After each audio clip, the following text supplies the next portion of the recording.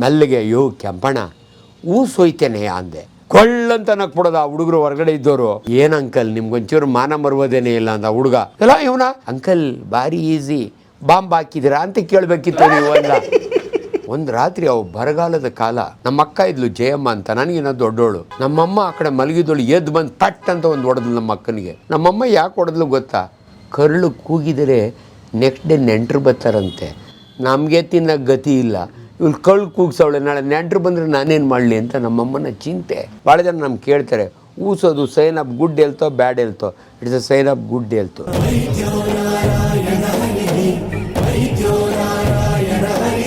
ಇದು ಭಾಳ ಇಂಪಾರ್ಟೆಂಟು. ಅನೇಕರು ಡಾಕ್ಟ್ರೇ ನಮ್ಮ ಹುಡುಗ ಗಬ್ಬು ವಾಸನೆ ಡಾಕ್ಟ್ರೇ ಗ್ಯಾಸ್ ಪಾಸ್ ಮಾಡ್ತಾನೆ. ಅವಾಗ ನಾನು ಅಮ್ಮದೇವ್ರಿಗೆ ಹೇಳ್ತೀನಿ ಭಾಳ ಇದು, ಅಮ್ಮ ದೇವ್ರು ಭಾಳ ಬುದ್ಧಿವಂತ, ಮಲ್ಲಿಗೆಗೆ ಒಂದು ವಾಸನೆ ಕೊಟ್ಟವನೆ, ಸಂಪಿಗೆಗೆ ಒಂದು ವಾಸನೆ ಕೊಟ್ಟವನೆ, ಊಸ್ಗೆ ಒಂದು ವಾಸನೆ ಕೊಟ್ಟವನೆ. ನಿಮ್ಮ ಮಗಿನ ಊಸನ್ನ ನಾನು ಮಲ್ಲಿಗೆ ಸ್ಮೆಲ್ ಮಾಡೋಕ್ಕಾಗಲ್ಲ, ಆದರೆ ಊಸಿನ ವಾಸನೆನ ಕಡಿಮೆ ಮಾಡೋ ಕೆಪಾಸಿಟಿ ನನಗಿದೆ ಅಂತ ಹೇಳ್ತೀನಿ. ಈಗ ಜನಗಳಿಗೆ ಒಂಥರ ಸೋಷಿಯಲ್ ಪ್ರಾಬ್ಲಮ್ ತುಂಬ. ನಮ್ಮ ಯಜಮಾನರು ಎಲ್ಲಂದ್ರಲ್ಲೇ ಗ್ಯಾಸ್ ಪಾಸ್ ಮಾಡ್ತಾರೆ ಡಾಕ್ಟ್ರೇ, ನ್ಯೂಸ್ ಸೆನ್ಸು ಅಂತ. ಸೊ ಅವ್ರಿಗೆ ಉತ್ತರ ಹೇಳ್ಬೇಕಲ್ಲ ನಾನು, ಎಷ್ಟು ಗ್ಯಾಸ್ ಒಬ್ಬ ಮನುಷ್ಯ ಒಂದು ದಿನಕ್ಕೆ ಪಾಸ್ ಮಾಡ್ಬೋದು? ಈ ಗ್ಯಾಸ್ ಎಲ್ಲಿಂದ ಬರುತ್ತೆ? ಎರಡು ಥರ ಗ್ಯಾಸ್. ಒಂದು ತೇಗ್ತಾರೆ ಜನ, ಅಂತ ತೇಗ್ತಾರೆ. ಈ ಗ್ಯಾಸ್ ಎಲ್ಲಿಂದ ಇರುತ್ತೆ? ಇದು ನಿಮ್ಮ ಜಠರದಲ್ಲಿರೋ ಗ್ಯಾಸು ಕೆಳಕ್ಕೆ ಹೋಗಲ್ಲ, ಮೇಲಕ್ಕೆ ಬರುತ್ತೆ. ಯಾಕಂದರೆ ಜಠರ ಇದು ಎರಡು ಸ್ಪಿಂಕ್ಟ್ರ್ ಇರುತ್ತೆ. ಅನ್ನನಾಳದಿಂದ ಜಾಯಿನ್ ಆಗೋ ಒಂದು ಸ್ಪಿಂಕ್ಟ್ರು, ಇದು ಸಣ್ಣ ಕರಳಿಗೆ ಹೋಗೋ ಒಂದು ಸ್ಪಿಂಕ್ಟ್ರ್, ಪೈಲೋರಿಕ್ ಸ್ಪಿಂಕ್ಟ್ರ್ ಅಂತೀವಿ ನಾವು. ಹೊಟ್ಟೆ ಒಳಗಿರೋ ಸ್ಟಮಕ್ನಲ್ಲಿರೋ ಗ್ಯಾಸ್ ಯಾವಾಗಲೂ ಈ ಕಡೆ ಬರುತ್ತೆ, ಮೇಲಕ್ಕೆ ಬಂದ್ಬಿಡುತ್ತೆ. ಈ ಗ್ಯಾಸ್ ಎಲ್ಲಿಂದ ಬಂತು? ಭಾಳ ಇಂಪಾರ್ಟೆಂಟು. ಗಬ ಗಬ ಅಂತ ಯಾರು ಅಂತಾರಲ್ಲ, ಅವರು ಗಾಳಿ ನುಂಗ್ತಾರೆ. ಸಾವಧಾನವಾಗಿ ಊಟ ಮಾಡೋರಿಗೆ ಗಾಳಿ ನುಂಗಲ್ಲ. ಪ್ರತಿ ತುತ್ತಿನ ಜೊತೆ 1.25 ml ಗ್ಯಾಸ್ ನುಂಗ್ತೀವಿ ನಾವು, ಅದನ್ನು ತೆಗಿತೀವಿ. ಇನ್ಫ್ಯಾಕ್ಟ್ ಹಳೆ ಕಾಲದಲ್ಲಿ ಯಜಮಾನ್ರುಗಳು ಹೇಳೋರು, ಯಾರ್ದನ ಮನೆಗೆ ಊಟ ಹಾಕಿದಾಗೆ ಊಟ ಎಲ್ಲ ಆದಮೇಲೆ ತೃಪ್ತಿಯಾಗಿ ಅಂತ ತೇಗಿ ಅನ್ನದಾತು ಸುಖಿ ಭವ ಅಂತ ಆರಿಸೋರು. That's a good sign. ಅದಕ್ಕೆ ದಯವಿಟ್ಟು ಯಾರು ತೇಗ್ತಿರಲ್ಲ, ನೀವೇನು ಟ್ಯಾಕ್ಸ್ ಕೊಡೋಂಗಿಲ್ಲ BBMPಗೆ. ಸೊ ತೇಗಿ ಪರವಾಗಿಲ್ಲ. ಬಟ್ ಗಂಟೆಗೂ ಪದೇ ಪದೇ ತೇಗೋರಿಗೆ ಅಡ್ವೈಸು, ನಿಮ್ಮ ಊಟದ ಬಗ್ಗೆ ಗಮನ ಇಟ್ಕೊಳ್ಳಿ, ನಿಧಾನವಾಗಿ ಊಟ ಮಾಡಿ, ಗಬ ಗಬ ಅಂತ ತಿನ್ನಬೇಡಿ. ಊಟದ ಮಧ್ಯೆ ಒಂಚೂರು ನೀರು ಕುಡೀರಿ. ಯಾರೋ ಒಬ್ಬ ಹೇಳ್ತಾನೆ ಮುಟ್ಟಾಳ, ಊಟದ ಮಧ್ಯೆ ನೀರು ಕುಡಿಬೇಡ, ಊಟ ಮಾಡಿದ ಮೇಲೆ 45 ನೀರು ಕುಡಿಬೇಡ, 45 ನಿಮಿಷ ನೀರು ಕುಡಿಯೋವೆಲ್ಲ ತಪ್ಪು. ಊಟ ಮುಂಚೆ ಕುಡಿಬೇಡ, ದಯವಿಟ್ಟು ಊಟ ಮುಂಚೆ ಕುಡಿಬೇಡ. ನೀವು ಯಾವ ಬೇಕಾದ್ರೂ ನೀರು ಕುಡೀರಿ. ನೀರು ಈಸ್ ಆಲ್ಸೋ ಎ ಫುಡ್. ನಾನು ಯಾವಾಗಲೂ ಹೇಳ್ತಾ ಇರ್ತೀನಿ, ನಿಮ್ಮ ಆಹಾರ ಅಂದರೆ carbohydrate, proteins, fats, fibre and water. ಇವಿಷ್ಟು ನಿಮ್ಮ ದಿನನಿತ್ಯದ ಆಹಾರದಲ್ಲಿ ಇರತಕ್ಕಂಥ ಆಹಾರ. ಊಟ ಅಂದರೆ ಇದು ಬರೀ ದೋಸೆ ತಿನ್ನೋದಲ್ಲ, ಇಷ್ಟು ಕೂಡ ನಿಮ್ಮ ಆಹಾರದಲ್ಲಿ ಇದ್ದರೆ ಇದನ್ನು ಊಟ ಅಂತೀವಿ ನಾವು. ಊಟ ಬಲ್ಲವನಿಗೆ, ಇದನ್ನು ಬಲ್ಲವನಿಗೆ ರೋಗವಿಲ್ಲ.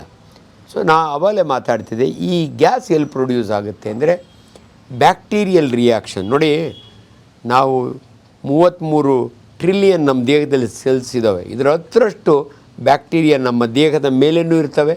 ಕಮೆನ್ಸೆಲ್ಸ್ ಅಂತೀವಿ ನಾವು. ಪ್ರತಿಯೊಬ್ಬ ಮನುಷ್ಯನ ಚರ್ಮದಲ್ಲಿ ಫ್ರೆಂಡ್ಲಿ ಬ್ಯಾಕ್ಟೀರಿಯಾ ಇರ್ತವೆ. ನಮ್ಮ ಕರುಳಿನಲ್ಲೂ ಕೂಡ ಎಲ್ಲ ಬ್ಯಾಕ್ಟೀರಿಯಾಗಳಿಂದ ಕಾಯಿಲೆ ಬರಲ್ಲ. There are friendly bacteria.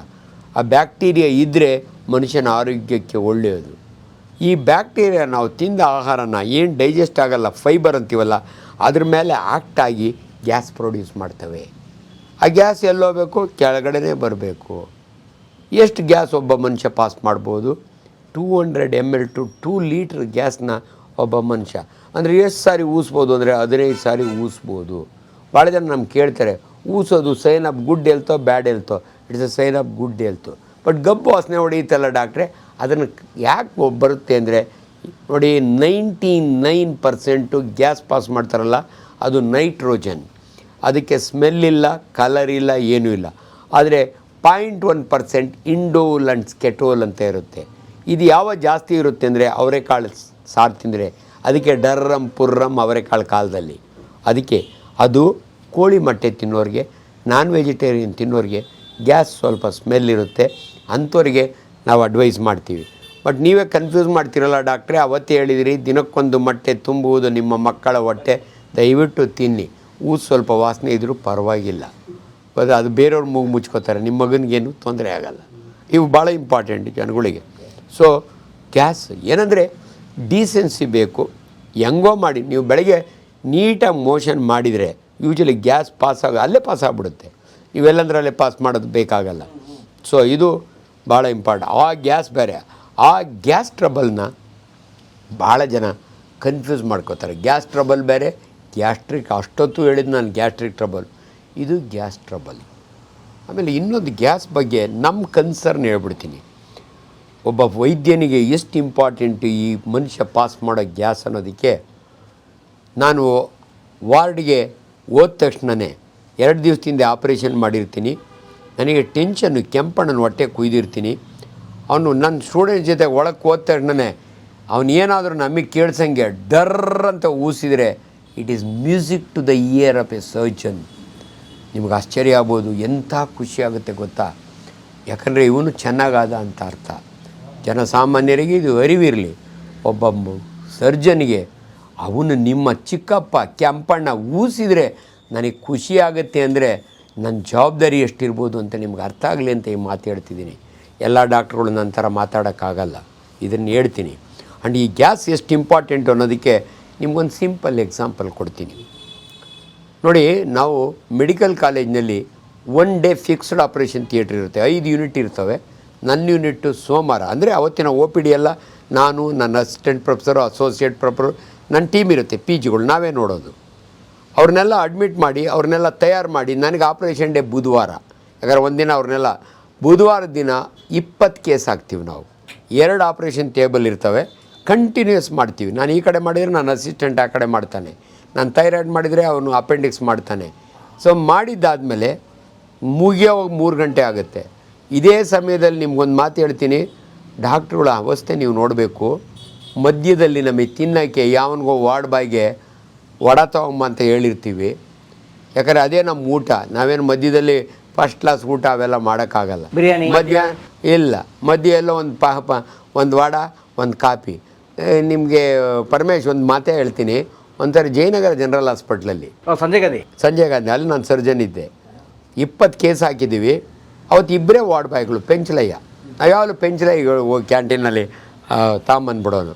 ಅವನಿಗೆ ವಾರ್ಡ್ ಬಾಯಿ, ಅವನಿಗೆ ದುಡ್ಡು ಕೊಟ್ಬಿಟ್ಟು వడ తరుసు ಅಂದರೆ ಸರ್ పని చేయండి ಸರ್, నేను చాలా పేషెంట్స్ ఉన్నారు, ನಿಮ್ದು ಯಾರನ್ನ ಅಟೆಂಡರ್ ಇದ್ದರೆ ಹೇಳಿ ಒಂದು ಚೀಟಿ ಒಳಗೆ ಬರೆದು ಕೊಟ್ಬಿಡಿ, ಅವನಿಗೆ ಕೊಡ್ತೀನಿ, ಅವ್ನು ತೊಗೊಂಬರ್ತಾನೆ. ನನಗೂ ಓಕೆ ಅಲ್ಲ ಅನ್ನಿಸ್ತು.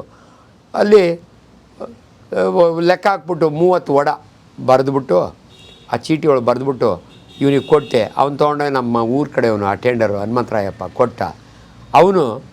ಅವನಿಗೇನು ಗೊತ್ತು ನಾವು ಬರ್ಕೊಟ್ಟು ಡಾಕ್ಟ್ರುಗಳು ಯಾರಾದರೂ ವಡ ಪ್ರಿಸ್ಕ್ರಿಪ್ಷನ್ ಪೇಷಂಟ್ ಕಡೆಯವ್ರಿಗೆ ಕೊಡ್ತಾರಾ? ಅವನು ಏನು ಮಾಡ್ದ, ಸೀದಾ ಮೆಡಿಕಲ್ ಸ್ಟೋರ್ಗೆ ಹೋದ.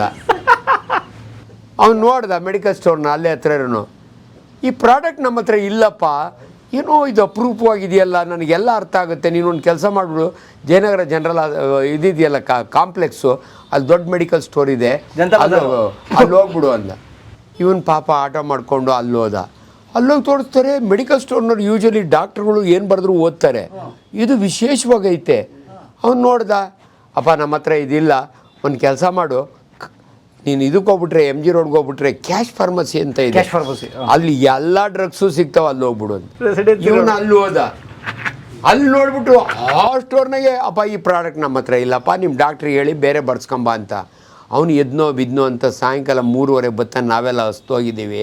ಅಯ್ಯೋ ಏನಯ್ಯ ಅಂದರೆ, ಯಾವ ಸ್ಟೋರ್ನಾಗೂ ಯೂಸ್ಲೆಸ್ ಫೆಲೋ, ಕ್ಯಾಂಟೀನ್ಗೆ ಹೋಗೋದು ಬಿಡ್ಬಿಟ್ಟು ನಮ್ಮ ಅವಸ್ಥೆ ಕೇಳಿಸ್ಕೊಳ್ಳಿ, ಜನಗಳಿಗೆ ತಿಳಿಸಿ ಅವ್ರಿಗೆಲ್ಲ ನಾವು ಹೆಂಗೆ ಒದ್ದಾಡ್ತೀವಿ ಅಂತ.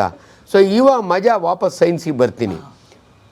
ಮಾಡ್ತೀವಲ್ಲ ನಾವೆಲ್ಲ ಟೈರ್ಡ್ ಆಗಿಬಿಟ್ಟಿರ್ತೀವಿ, ಪೇಷಂಟ್ ಹೇಳ್ತಾರೆ. ನೆಕ್ಸ್ಟ್ ಡೇ ಬೆಳಗ್ಗೆ 8:30 ಶುರು ಮಾಡ್ತೀವಿ, ಆಗುತ್ತೆ. ನೆಕ್ಸ್ಟ್ ಆ ಪೇಷಂಟ್ ನೋಡ್ಕೋಬೇಕಲ್ಲ, ಸಿಸ್ಟರ್ಗಳು ನೋಡ್ಕೋತಿರ್ತಾರೆ. ನೆಕ್ಸ್ಟ್ ಡೇ ಬೆಳಗ್ಗೆ ರೌಂಡ್ಸಿಗೆ ಬರ್ತೀವಿ.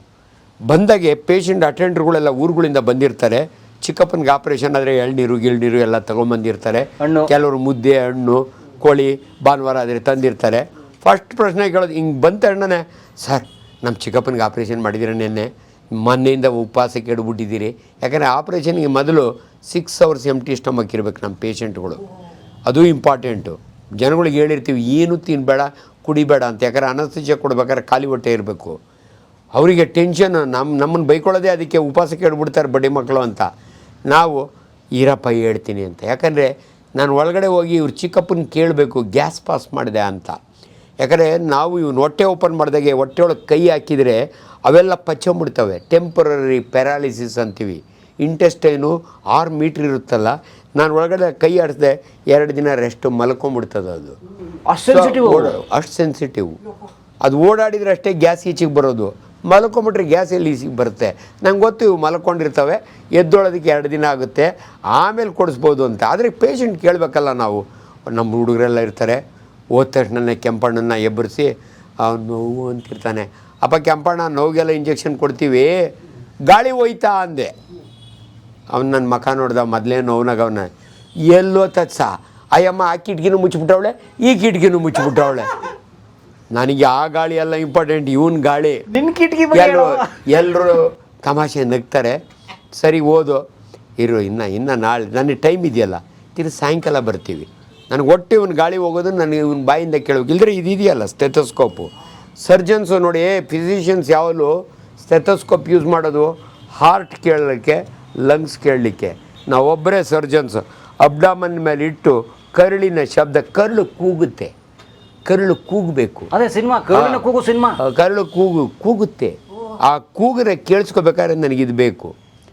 Very very important. ಕರುಳು ಕೂಗೋದ್ರ ಮೇಲೆ ನಿಮ್ಗೊಂದು ಶಾರ್ಟ್ ಹೇಳ್ತೀನಿ, ಅದನ್ನೊಂದು ಇದರಲ್ಲಿ ಹಾಕಿ, ಎಷ್ಟು ಇಂಪಾರ್ಟೆಂಟ್ ಅನ್ನೋದಕ್ಕೆ. ಕರುಳು ಕೂಗೋದು ಒಂದು ಶಾರ್ಟ್ ಇದಾಗ್ತಿರಲ್ಲ ನೀವು, ರೀಲ್ಸ್ ಹಾಕ್ತಿರ, ಒಂದು ರೀಲ್ ಹಾಕಿ ಕರುಳು ಕೂಗೋದು ಎಷ್ಟು ಇಂಪಾರ್ಟೆಂಟ್ ಅನ್ನೋದಕ್ಕೆ, ಕರುಳು ಯಾಕೆ ಕೂಗುತ್ತೆ ಅನ್ನೋದಕ್ಕೆ ಹೇಳ್ತೀನಿ. ಆಮೇಲೆ ಹಾಕಿ ಅವನಿಗೆ ಸಾಯಂಕಾಲ ಬರ್ತೀವಿ. ಬೆಳಗ್ಗೆ ಆಯ್ತಲ್ಲ, ಕೇಳಬೇಕಲ್ಲ ಅವನ್ನ. ನಮ್ಮ ಹುಡುಗರೆಲ್ಲ ಇದ್ದಾರೆ, ಸರ್ ಏನು ಮಾತಾಡ್ತಾರೋ ಅಂತ. ಮೊದಲೇ ನಾನು ಹ್ಯೂಮರಸ್ ಟೀಚರು. ಕೆಂಬಣ್ಣ ವಾಯು ಕಡಿತ ಅಂದೆ. ಸ್ವಲ್ಪ ಡೀಸೆಂಟ್ ಲ್ಯಾಂಗ್ವೇಜ್ ಅಲ್ವಾ, ವಾಯು ಕಡಿತ. ಅವನಿಗೆ ಸಿಟ್ಟೆ ಬಂತು. ಏನು ಸರ್, ಯಾವ ಊರಿನವ್ರು ಸರ್ ನೀವು? ನಮ್ಮೂರ ಕಡೆ ಮಜ್ಜಿಗೆ ಕಡಿತಾರೆ ಸರ್, ವಾಯಿಗೆ ಕಡಿಯಲ್ಲ ಅಂದ. ಎಲ್ಲ ಇವನ ನನಗೆ ಇನ್ನೂ ನೆಕ್ಸ್ಟ್ ಡೇ ಇದೆ ಟೈಮು. ನೆಕ್ಸ್ಟ್ ಡೇ ಬರ್ತೀನಿ, ಬೆಳಗ್ಗೆ ಭಾನುವಾರ. ಹೊರಗಡೆ ಮೊಮ್ಮಕ್ಕಳೆಲ್ಲ ನಿಂತುಬಿಟ್ಟಿದ್ದಾರೆ. ಇವನು ಇನ್ನೂ ನನಗೆ ಹೇಳಿಲ್ಲ. ನಾನು ಇನ್ನೂ ಸ್ಟೆತ್ತಕ್ಕೋ ಆಗೋದು ಮೊದಲು ಲಾಸ್ಟ್ಗೆ ಇನ್ನೊಂದು ಸಾರಿ ಕೇಳ್ಬಿಡೋಣ ಅಂತ ಮೆಲ್ಲಿಗೆ, ಕೆಂಪಣ್ಣ ಊಸೋಯ್ತೇನೆ ಅಂದೆ. ಕೊಳ್ಳಂತ ನಕ್ಬಿಡೋದು ಆ ಹುಡುಗರು ಹೊರಗಡೆ ಇದ್ದವರು. ನಾನು ಲೇ ತಮ್ಮ ಬಾಯಿಲಿಂದೆ, ಏನು ಅಂಕಲ್ ನಿಮ್ಗೊಂಚೂರು ಮಾನ ಮರುವುದೇನೇ ಇಲ್ಲ ಅಂದ ಹುಡುಗ. ಎಲ್ಲ ಇವನ ನಿನ್ನ ಚಿಕ್ಕಪ್ಪನಿಗೆ ಹೆಂಗ ಯಾಕೆ? ಅಂಕಲ್ ಭಾರಿ ಈಸಿ, ಬಾಂಬ್ ಹಾಕಿದ್ದೀರಾ ಅಂತ ಕೇಳಬೇಕಿತ್ತು ನೀವು ಅಂದ. ಕೆಂಪಣ್ಣ ಖುಷಿ ಆಗ್ಬಿಟ್ಟ. ನೋಡಿ ನಮ್ಮ ಹುಡುಗನೇ ವಾಸಿ ನಿಮ್ಗಿಂತಲೂ, ನೆನ್ನೆ ರಾತ್ರಿ 2 ಬಾಂಬ್ ಹಾಕಿದ್ದೀನಿ, ನೀವು ಕೇಳಲೇ ಇಲ್ಲ ಅಂದ. ಅವಾಗ ಎಳ್ನೀರು ತೊಗೊಂಬರೆ. ನೋಡಿ, ಕರುಳು ಓಡಾಡಿದರೆ ಮಾತ್ರ ನಾವು ಹೊಟ್ಟೆಗೆ ಏನಾದ್ರು ಕೊಡ್ಬೋದು. ವಿಜ್ಞಾನ ಎಷ್ಟು ಚೆನ್ನಾಗಿದೆ ಅನ್ನೋದಕ್ಕೆ. ನೀನು ಎಳ್ನೀರು ತಂದಿದೀಯ ಅಂತ ನಾನು ಕೊಡೋಕ್ಕಾಗಲ್ಲ. ನಿಮ್ಮ ಚಿಕ್ಕಪ್ಪನ ಕರುಳು ಓಡಾಡ್ತಾ ಇದೆಯಾ ಇಲ್ಲ ಅಂತ. ಅದಾದಮೇಲೆ ನಾವು ಸ್ಟೆಥೋಸ್ಕೋಪ್. ಈಗ ಅದು ಇಂಪಾರ್ಟೆಂಟು. ಕರುಳು ಕೂಗೋದು ನೋಡಿ, ಕರುಳು ಶಬ್ದ ಮಾಡುತ್ತೆ, ಪೆರಿಸ್ಟಾಲ್ಟಿಕ್ ಸೌಂಡ್ ಅಂತೀವಿ ನಾವು. ಸೈಲೆಂಟ್ ಅಬ್ಡಮನ್ನಲ್ಲಿ ನಿಮ್ಮ ಹೊಟ್ಟೆ ಕರುಳು ಕೆಲವು ಸಮಯ ನಿಮಗೆ ಕೇಳಿಸುತ್ತೆ, ಕೆಲವು ಸಮಯ ಕೇಳಲ್ಲ. ಬಟ್ ಇದ್ರ ಮೇಲೆ ಒಂದು ಪ್ರತೀತಿ ಇದೆ. ನಾನು ಚಿಕ್ಕ ಹುಡುಗ, 4ನೇ ಕ್ಲಾಸು, ನಮ್ಮ ಮನೆ ಹಳ್ಳಿ ಮನೆ, 7 ಜನ ಮಕ್ಕಳನ್ನ ಸಾಲ ನಮ್ಮಮ್ಮಗೆ ಚಾಪೆ ಹಾಕಿ ಮಲಗಿಸ್ಬಿಡೋಳು. ಅಲ್ಲಿ ಎತ್ಕೊಳ್ಳಿರೋವು ಸ್ವರ ಸ್ವರ ಅನ್ನೋವು ನಮ್ಮವು. ಒಂದು ರಾತ್ರಿ ಅವು ಬರಗಾಲದ ಕಾಲ. ನಮ್ಮ ಅಕ್ಕ ಇದ್ಲು ಜಯಮ್ಮ ಅಂತ, ನನಗಿನ್ನ ದೊಡ್ಡೋಳು. ನಮ್ಮಮ್ಮ ಆ ಕಡೆ ಮಲಗಿದೋಳು, ಎದ್ದು ಬಂದು ತಟ್ ಅಂತ ಒಂದು ಹೊಡೆದ್ಲು ನಮ್ಮ ಅಕ್ಕನಿಗೆ. ನಮಗೆಲ್ಲ ಗಾಬರಿ, ಯಾಕಮ್ಮ ಅಕ್ಕನಿಗೆ? ಮತ್ತು ಇನ್ನೇನು, ಮತ್ತೆ ಕರುಳು ಕೂಗಿಸ್ತಾಳೆ. ನಮ್ಮಮ್ಮನಿಗೆ ಕೇಳಿಸ್ಬಿಡ್ದು ಇವ್ರು ಕಳ್ಳಿನ ಶಬ್ದ. ಯಾವಾಗ ಕರುಳು ಕೂಗುತ್ತೆ ಅಂದರೆ ಬರಗಾಲದಲ್ಲಿ ಹೊಟ್ಟೆಗೆ ಸರಿಯಾಗಿ ಊಟ ಇಲ್ದಿದ್ದಾಗೆ ಸ್ಟಮಕ್ಕು ಶಬ್ದ ಕೇಳುತ್ತೆ, ಕರುಳು ಕೂಗುತ್ತೆ. ನಮ್ಮಮ್ಮ ಯಾಕೆ ಹೊಡೆದ್ಲು ಗೊತ್ತಾ? ಕರುಳು ಕೂಗಿದರೆ ನೆಕ್ಸ್ಟ್ ಡೇ ನೆಂಟರು ಬರ್ತಾರಂತೆ. ನಮಗೆ ತಿನ್ನೋ ಗತಿ ಇಲ್ಲ, ಇವಳು ಕರುಳು ಕೂಗಿಸವಳೆ, ನಾಳೆ ನೆಂಟರು ಬಂದರೆ ನಾನೇನು ಮಾಡಲಿ ಅಂತ ನಮ್ಮಮ್ಮನ ಚಿಂತೆ. ನೋಡಿ ಎಷ್ಟು ಇಂಪಾರ್ಟೆಂಟ್ ಅನ್ನೋದು. ಬಟ್ ಮಗಳ ಕರುಳಿನ ಕೂಗು ತಾಯಿ ಕೇಳಿಸಿದೆ, ಎಲ್ರಿಗೂ ಕೇಳಿಸುತ್ತೆ ಒಂದೊಂದು ಸಾರಿ. ಅವಳು ಕೂಗಿಸಿದ್ದು ನಮ್ಮಮ್ಮ ಎಚ್ಚರ ಇದ್ದಾಳೆ, ನಾವೆಲ್ಲ ಮಲಗಿಬಿಟ್ಟಿದ್ದೀವಿ ಹುಡುಗರು, ನಮ್ಮಮ್ಮನಿಗೆ ಕೇಳಿಸೈತೆ. ಈ ಕರುಳನ್ನ ಕೂಗೋದು ಕಿವಿಗೆ ಡೈರೆಕ್ಟಾಗಿ ಕೇಳಿದರೆ ಬಾರ್ಬರಿದ್ಮಿ ಅಂತೀವಿ ನೋಡಿ. ಇದು ಮೆಡಿಕಲ್ ಸ್ಟೂಡೆಂಟ್ಸಿಗೆ ಪಾಠ. Silent abdomen. ನಾನು ಸ್ಟೆಥೋಸ್ಕೋಪ್ ಇಟ್ಟರೆ ಕರುಳಿನ ಶಬ್ದ ನನಗೆ ಕೇಳಿಸ್ಬೇಕು. ಎಷ್ಟೊತ್ತು ಇಡಬೇಕು ಅಂದರೆ 60 ಸೆಕೆಂಡ್ ಇಡಬೇಕು. ಎಲ್ಲಿಡ್ತೀವಿ ಅಂದರೆ ಒಕ್ಕಳದ ಬಲಭಾಗದಲ್ಲಿ ಕೆಳಭಾಗದಲ್ಲಿ ಇಡ್ತೀವಿ. ಕೇಳಿಸ್ಕೊ ಅಂತ ನನ್ನ ಸ್ಟೂಡೆಂಟ್ ಕೇಳ್ತೀನಿ. ಸರ್ ಕೇಳಿಸ್ತಾ ಇಲ್ಲ ಅಂದರೆ it is a sign of an emergency case. ಯಾರು ಕರುಳು ಶಬ್ದ ಕೇಳೋಲ್ವಲ್ಲ ಅವನಿಗೆ ಇಮ್ಮಿಡಿಯೇಟ್ಲಿ ಆಪರೇಷನ್ ಥಿಯೇಟ್ರಿಗೆ ಶಿಫ್ಟ್ ಮಾಡಬೇಕು. ಯಾಕಂದರೆ ಅಲ್ಸರ್ ತೂತೊಡೆದಿದೆ, ಪೆರಿಟೊನೈಟಿಸ್ ಆಗಿದೆ, ಕರುಳೆಲ್ಲ ಪಚ್ಚಮುಟ್ಟಿದ್ದಾವೆ. It is an emergency. Normally ನಾನು ಸ್ಟೆಥೋಸ್ಕೋಪ್ ಇಟ್ಟರೆ 1 ನಿಮಿಷಕ್ಕೆ 4 ಅಥವಾ 8 ಸೌಂಡ್ಸ್ ಕೇಳಬೇಕು, ನನ್ನ ಕಿವಿಗೆ ಕೇಳಿಸ್ಬೇಕು. ಅದು ನಾರ್ಮಲ್ಲು. ಹುಡುಗರಿಗೆ ಕಲಿಸ್ಕೊಡ್ತೀವಿ ನಾವು how to listen to your intestine. By chance ವಾರ್ಡ್ಗೆ ಎಂಟ್ರಾಗ್ತೀವಿ, ಬರ್ರ ಅಂತ ಇದೆ ಅಂದರೆ, ಹೊಟ್ಟೆ ಉಗುರ ಇದೆ ಅಂದರೆ ಇದನ್ನು ನಾವು ಬಾರ್ಬರಿದ್ಮಿ ಅಂತೀವಿ. ಯಾರ ಕರುಳು ಸೌಂಡ್ ಜಾಸ್ತಿ ಆಯ್ತಲ್ಲ ಅವ್ನ ಕರುಳು ಕಟ್ಕೊಂಡ್ಬಿಟ್ಟಿದೆ, intestinal obstruction, shift him to operation theatre ಅಂತೀವಿ. ಸೊ ನಿಮ್ಗೆ 2 ಭಾಳ ಇಂಪಾರ್ಟೆಂಟ್ ವಿಚಾರ ಹೇಳಿದೆ. ಕರುಳು ಸೈಲೆಂಟ್ ಆಗಿದ್ದರೆ it is an emergency peritonitis ಅಂತೀವಿ. ಕರುಳು ಜೋರಾಗಿ ಕೂರಿದ್ರೆ ಅದು ಎಮರ್ಜೆನ್ಸಿ ಇಂಟೆಸ್ಟೈನಲ್ ಅಬ್ಸ್ಟ್ರಕ್ಷನ್ ಅಂತೀವಿ. ನಾರ್ಮಲ್ ಅಬ್ಡಮನ್ನಲ್ಲಿ 1 ನಿಮಿಷಕ್ಕೆ 4 to 5 ಟೈಮ್ಸು ಸೌಂಡ್ ಕೇಳುತ್ತೆ. ಸೊ ಸೌಂಡು ಡೈರೆಕ್ಟಾಗಿ ಕೇಳಲ್ಲ, ನಾನು ಸ್ಟೆಥೋಸ್ಕೋಪಿಗೆ ಹೇಳಿದೆ. ಒಬ್ಬ ಸರ್ಜನ್ ಸ್ಟೆಥೋಸ್ಕೋಪ್ ಯೂಸ್ ಮಾಡೋದು ಕರುಳಿನ ಶಬ್ದ ಕೇಳ್ಕೊಳ್ಳಿಕ್ಕೆ. ಇದುವರೆಗೂ ಯಾರಿಗೂ ಹೇಳಿರಲ್ಲ, ನಿಮ್ಗೆ ಹೇಳ್ತಾ ಇದ್ದೀನಿ ಈ ಮಾತನ್ನು, ಅಷ್ಟು ಇಂಪಾರ್ಟೆಂಟು. ಸೊ ಇದುವರೆಗೂ ನಿಮಗೆ ಗ್ಯಾಸ್ಟ್ರಿಕ್ ಟ್ರಬಲ್ ಬಗ್ಗೆ ಹೇಳಿದ್ದೀನಿ, ಗ್ಯಾಸ್ ಟ್ರಬಲ್ ಬಗ್ಗೆ ಹೇಳಿದ್ದೀನಿ. ಸೊ ದಯವಿಟ್ಟು ಈ ಸೌಂಡು ಭಾಳ ಜನ ಪಾಸ್ ಮಾಡೋವಿಗೆ ಅದು ಗ್ಯಾಸ್ ಜೋರಾಗಿ ಪಾಸ್ ಮಾಡಿದರೆ ವೈಬ್ರೇಷನ್ ಥರ ಸೌಂಡ್ ಬರುತ್ತೆ. ಕೆಲವರು ಸೈಲೆಂಟಾಗೆ ಪಾಸ್ ಮಾಡ್ತಾರೆ, ಇದು ಆಗುತ್ತೆ. ಆದ್ದರಿಂದ ದಯವಿಟ್ಟು ನಿಮ್ಮ ಮಕ್ಕಳು ತುಂಬ ಊಸಿದರೆ ನೀವು ನಮ್ಮ ಹತ್ರ ಕರ್ಕೊಂಬಂದರೆ ಅವ್ರಿಗೆ ಆಹಾರದ ಪದ್ಧತಿ ಹೇಳ್ಕೊಡ್ತೀವಿ. ಸೊಪ್ಪು, ತರಕಾರಿಗಳು, ಹಣ್ಣುಗಳು ಜಾಸ್ತಿ ತಿನ್ನಿ, ನೀರು ಜಾಸ್ತಿ ಕುಡೀರಿ, ಮೊಳಕೆ ಕಟ್ಟಿದ ಕಾಳುಗಳು, ಕೋಳಿ ಮೊಟ್ಟೆ, ಚಿಕನ್ನು ಇವನ್ನ ಕಡಿಮೆ ಮಾಡಿ ಅಂತ ಹೇಳ್ತೀವಿ. ಎಲ್ಲಿ ಪ್ರೋಟೀನ್ ಡೈಜೆಷನ್ ಇರುತ್ತಲ್ಲ ಅಲ್ಲಿ ಗ್ಯಾಸ್ ಜಾಸ್ತಿ, ಎಲ್ಲಿ ಸೊಪ್ಪು ತರಕಾರಿ ಹಣ್ಣುಗಳು ತಿಂತಾರಲ್ಲ ಅಲ್ಲಿ ಗ್ಯಾಸ್ ಕಡಿಮೆ. ಸೊ ಇವೆರಡು ಭಾಳ ಇಂಪಾರ್ಟೆಂಟ್ ಟಾಪಿಕ್ಕು. ಜನಸಾಮಾನ್ಯರು ನಮ್ಮ ಹತ್ರ ಬರೋರೆಲ್ಲ ಗ್ಯಾಸ್ಟ್ರಿಕ್ ಟ್ರಬಲಿಗೆ ಬರ್ತೀರಿ, ನೀವೇ ಸೆಲ್ಫ್ ಮೆಡಿಕೇಷನ್ ಮಾಡ್ಕೋಬೇಡಿ. ನೀವು ನಮ್ಮ ಹತ್ರ ಬಂದು ನಮ್ಮ ಅಡ್ವೈಸ್ ತೊಗೊಳ್ಳಿ. ಪ್ರತಿಯೊಬ್ಬರೂ ಕೂಡ ನಾವು ಹೇಳ್ದಾಗ ಒಂದು ಎಂಡೋಸ್ಕೋಪಿ ಮಾಡಿಸ್ಕೊಳ್ಳಿ. ನಿಮಗೆ ದುಡ್ಡು ಖರ್ಚಾದರೂ ಪರವಾಗಿಲ್ಲ, 4-5 ಸಾವಿರ ಖರ್ಚಾಗುತ್ತೆ. ಸರ್ಕಾರಿ ಆಸ್ಪತ್ರೆಗಳಲ್ಲಿ ಫ್ರೀ ಮಾಡ್ತಾರೆ, ಎಲ್ಲ ಕಡೆ ಮಾಡಲ್ಲ.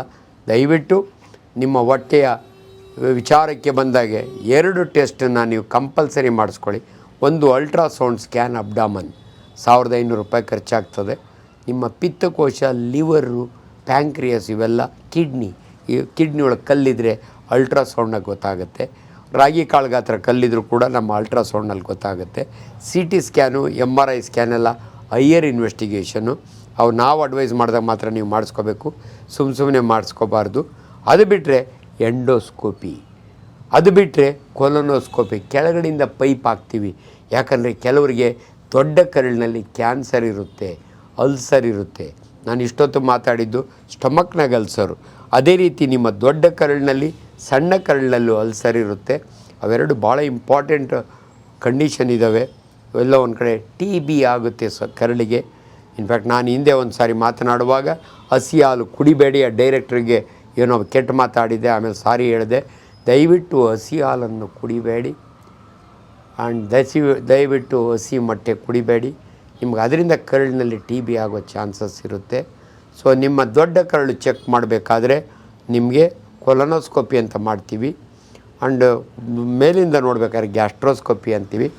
ಒಂದು ನಿಮ್ಮ ಸಣ್ಣ ಕರುಳನ್ನು ಟೆಸ್ಟ್ ಮಾಡಲಿಕ್ಕೆ ಅದಕ್ಕೂ ಒಂದು ವ್ಯವಸ್ಥೆ ಇದೆ.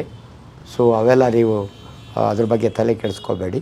ಸೊ ಆದ್ದರಿಂದ ಇವತ್ತಿನ ಈ ಎಪಿಸೋಡ್ನಲ್ಲಿ ನಿಮ್ಮ ಗೇಣುದ್ದ ಹೊಟ್ಟೆಯಲ್ಲಿ ಏನೆಲ್ಲ ಇದೆ, ಏನೆಲ್ಲ ತಾಪತ್ರೆ ಆಗುತ್ತೆ ಅಂತ ಹೇಳಿದ್ದೀನಿ. Thank you. ಧನ್ಯವಾದಗಳು. ಧನ್ಯವಾದ. ಸ್ವದೇಶೇ ಪೂಜ್ಯತೆ ರಾಜ, ವಿದ್ವಾನ್ ಸರ್ವತ್ರ ಪೂಜ್ಯತೆ.